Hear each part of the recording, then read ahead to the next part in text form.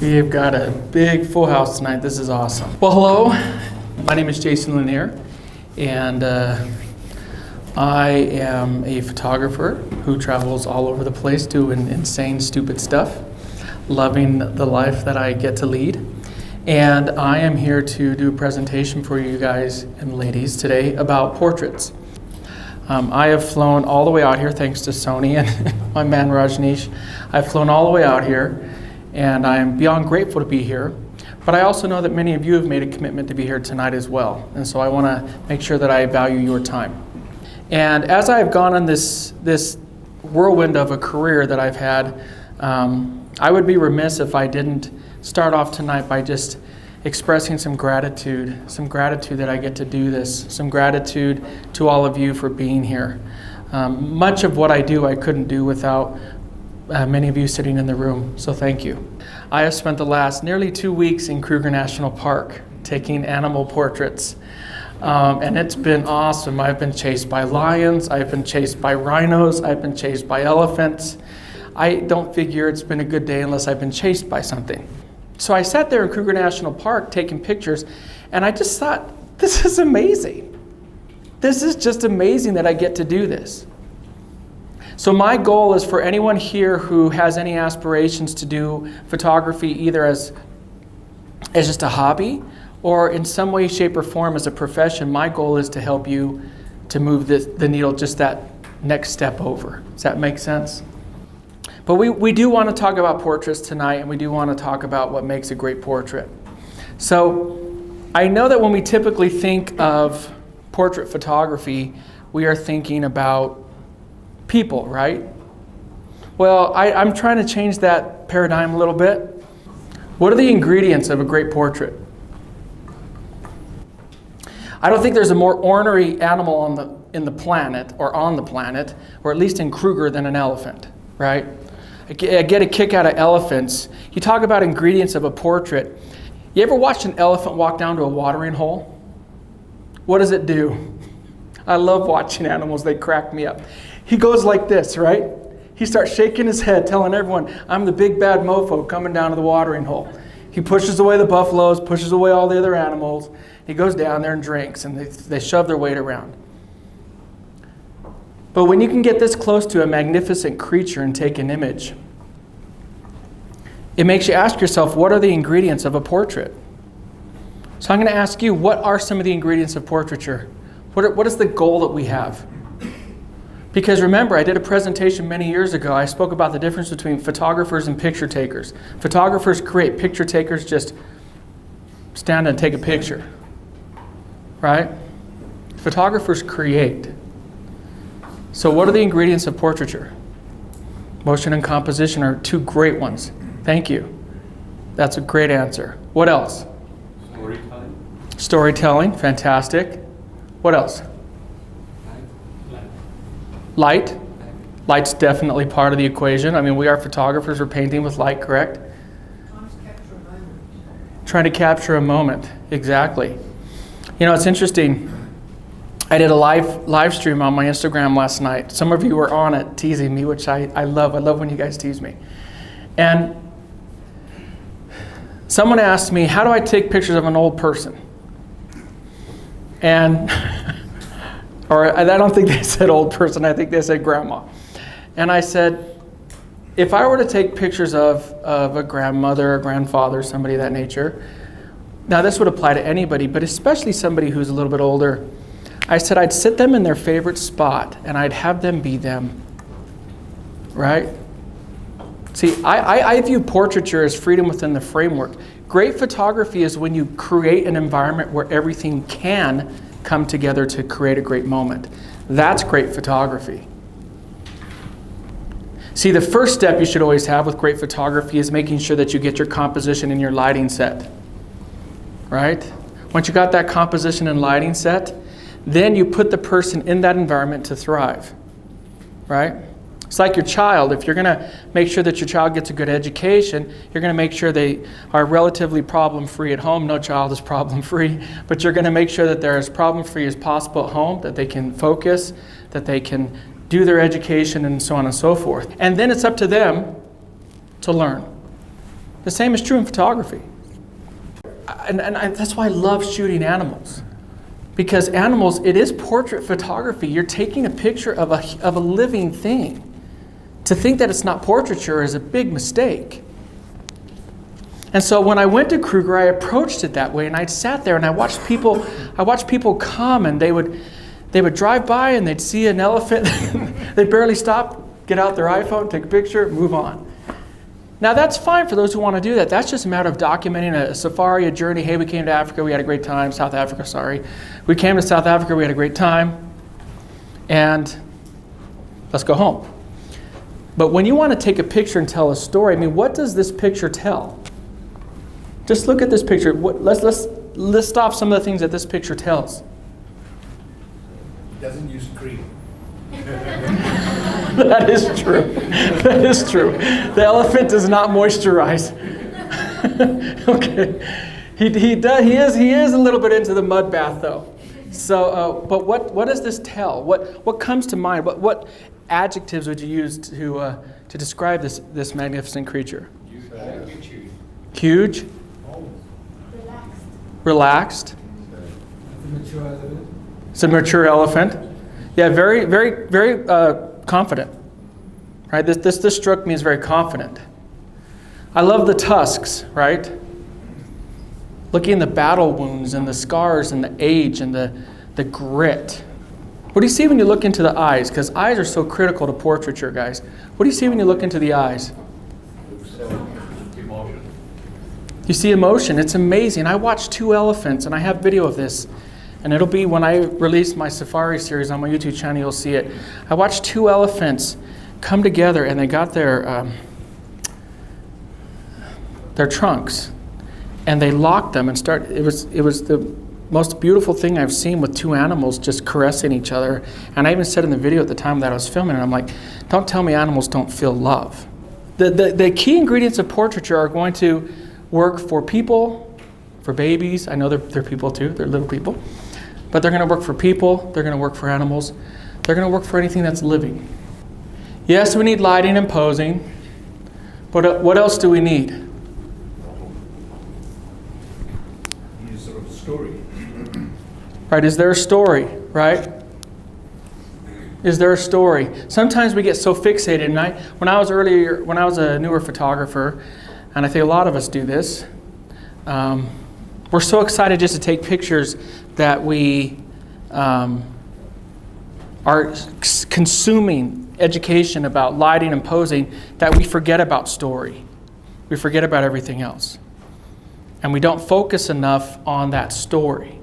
We're so focused on getting the lighting right, which is key. Because I've said many times, if you guys take away one thing from this, please understand this concept.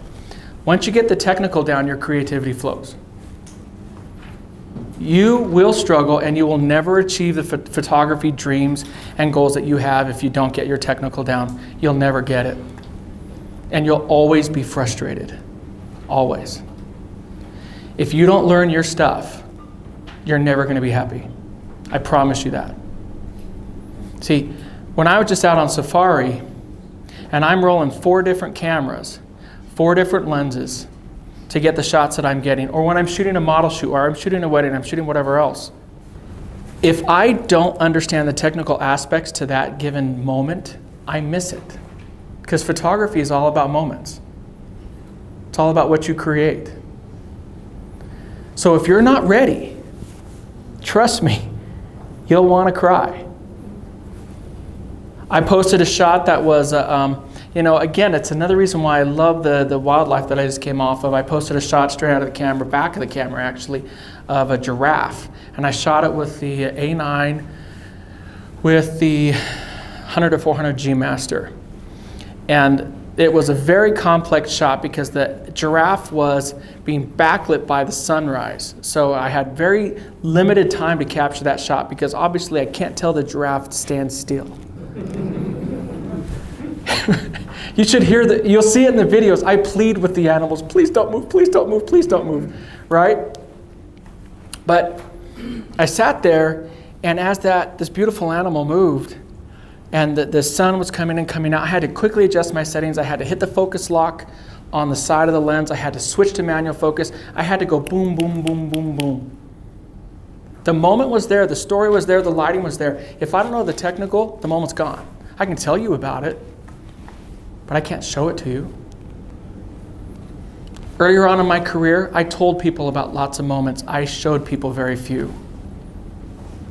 I'm telling you, if you want to capture and create beautiful things for people, for yourself, of the world, you have to know your stuff.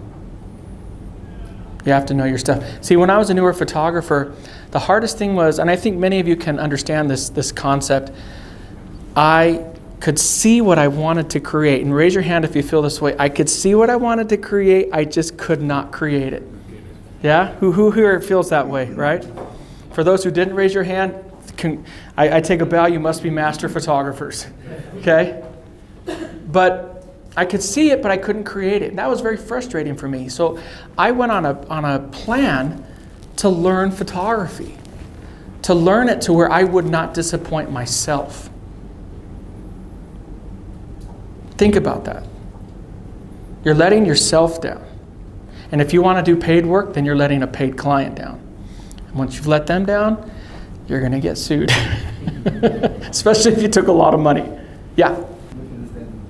Like if I can't get lighting, posing, composition all down, what do I just take out?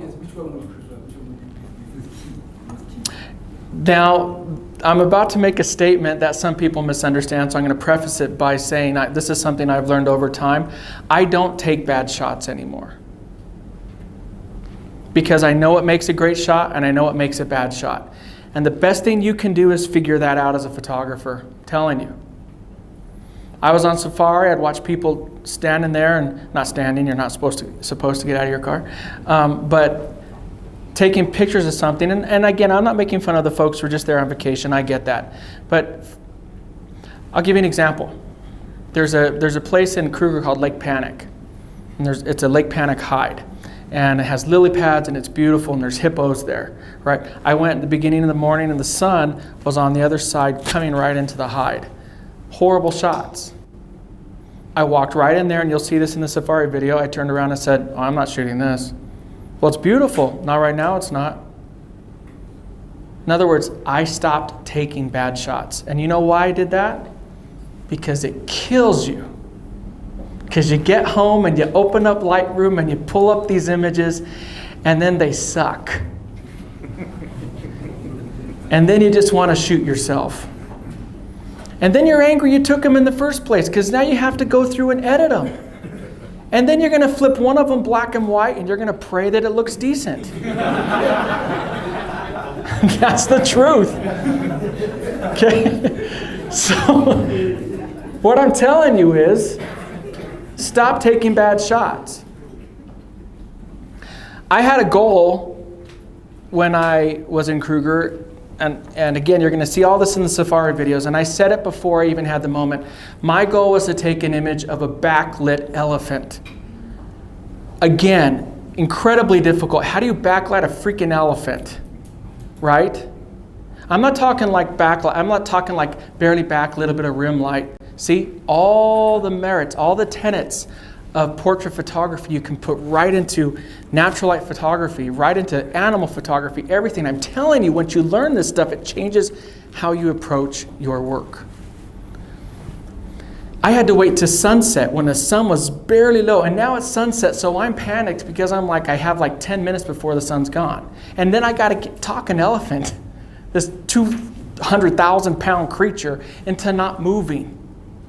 And you'll see in the video, that's when he gets really angry and comes after my car. Okay? But I got this shot.